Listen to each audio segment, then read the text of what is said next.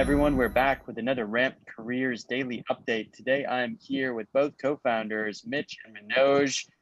Fellas, it's repetitive, but it's another Monday. That's how it works, Danny. That's how it works. Happens every day of the week.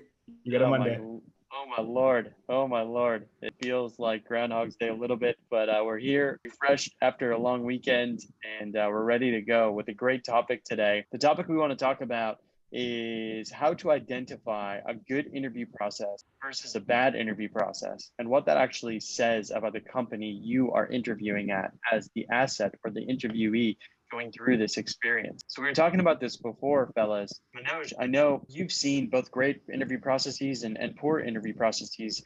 Let's start at the high level. What does an interview process show you about a company? Coming from experience, a good interview process is fairly indicative of the state of affairs at a company. The more they have that down pat, the better you can expect your experience to be as an employee. Now, I want to be fair to early stage companies that are growing so quickly that they may not have solved for everything when it comes to hiring. However, with that said, general courtesy, general planning, or the lack thereof will indicate whether you're going to have a good experience or not so good experience once you do start as an employee at that company. That's been my experience so far. Yeah, I think the best ones are the ones that you can really see care about you as a person, right? They want you to join their company. Typically they see their company as more of a family, right? You're joining their group and they really, really care about you.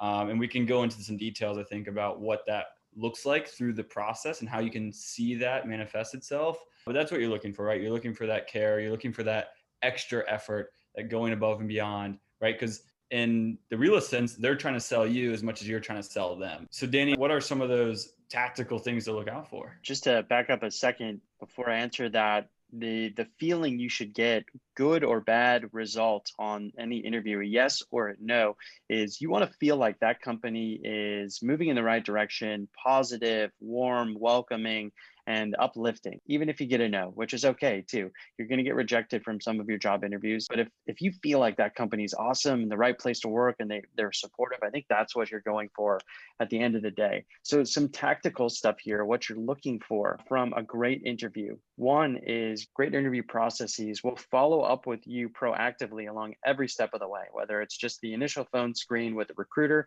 all the way to an in-person interview, reference check and beyond. They will follow up with you. Any loose ends can be tied up. They're honest and transparent as much as they possibly can be. Many interviewers won't give you direct feedback, but they'll give you the feedback that they're able to share within the bounds of their HR policies. Logistics flow really well. So that's stuff like scheduling, all dates and times. They're honored. They're not going to move stuff around on you. The interviewer shows up. The interviewer that you're assigned, that you get in your welcome email or before you come on site or over Zoom, those are the interviewers that actually are interviewing you. There's no surprises. They aren't hostile. So if you get an offer letter, you're not feeling pressured by anybody at the company to sign that offer letter on a harsh deadline. And then lastly, there's no bait and switch, right? If you're looking to interview for a specific position, they're not going to switch it on to another position, which I've seen. There's no trickiness with the perks they offer,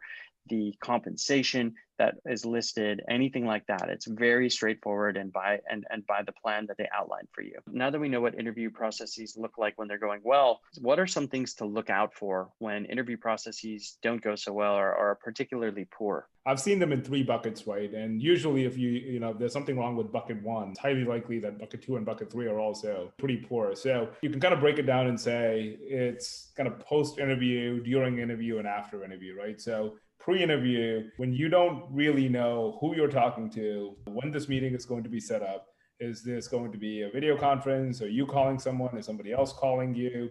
How many steps are involved in the interview process? If all of that is not clear and it's not communicated from a prospective employer to you, that just indicates a lack of structure. Now, you have a little bit of an onus. You have to ask them if you don't see something on your calendar. But with that said, I think that once you've expressed your interest in a company and you've put in an application, getting you to have a conversation with someone within the company, that's on the employer, right? So if all of those things don't happen, or if some or many of those things don't happen, it's just not a great start, right? So that's problem one.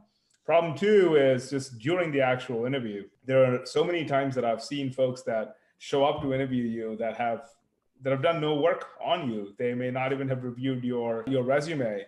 There may not have been an internal discussion on the types of questions that you want to ask candidates. And it's important to have some level of consistency between the questions that you ask your entire candidate pool. If you ask different people different questions, you tend to evaluate them differently. It's really hard to compare apples to apples. And I've seen this happen time and over again where someone shows up, they haven't looked at your resume, they don't really know what to do. I guess quickly scanning your resume as you're talking to them, they may not even have time to complete the whole interview. I've seen instances where people rush it for 10 minutes and they have to rush off. Or worse, they don't even show up and you have to reschedule. And it's super disruptive to the interviewing process. I think candidates are stressed out enough to begin with. You don't want to add that layer of anxiety because you have a dysfunctional recruiting process. I think that's something that you can tweak pretty quickly. So that's everything that could go wrong during an interview. And then post-interview, this is my biggest pet peeve, right? I get it. It's difficult because today, if you post a job, especially if you post an entry-level job, you're going to get thousands of candidates. You're not going to be able to get back to everyone.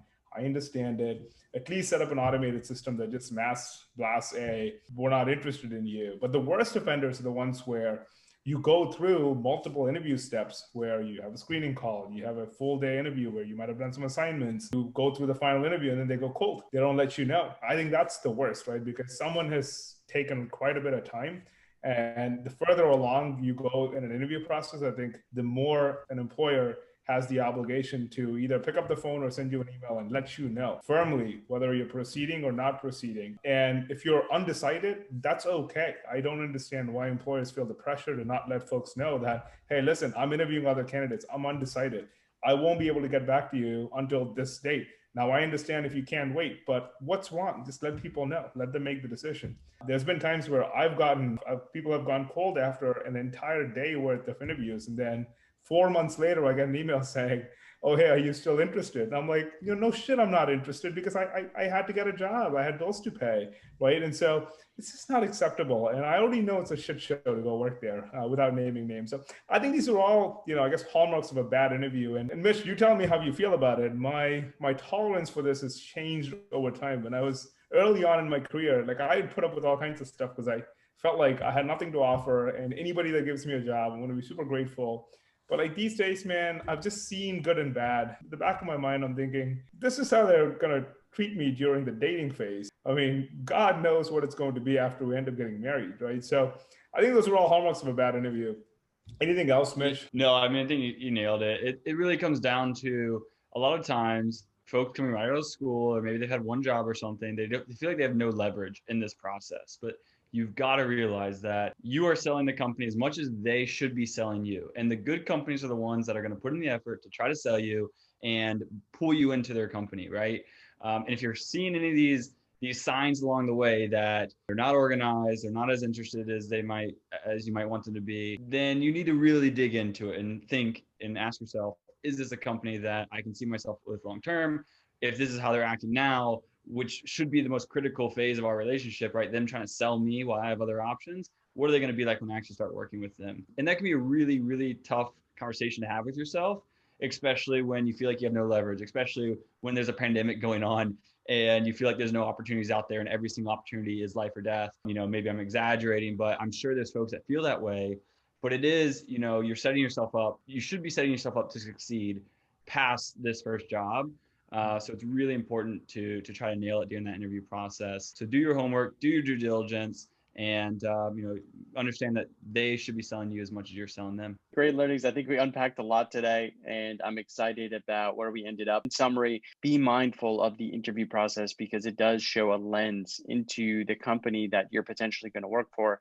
And remember, when you're going through these processes, you're the asset. As much as they're screening you, you should be screening them, and look out for some of the pitfalls that we mentioned and some of the high points of bad and good interviews out there. This has been great. Good discussion today, guys. For Mitch, Manoj, this is Danny with another Rent Careers Daily Update. Thanks for tuning in.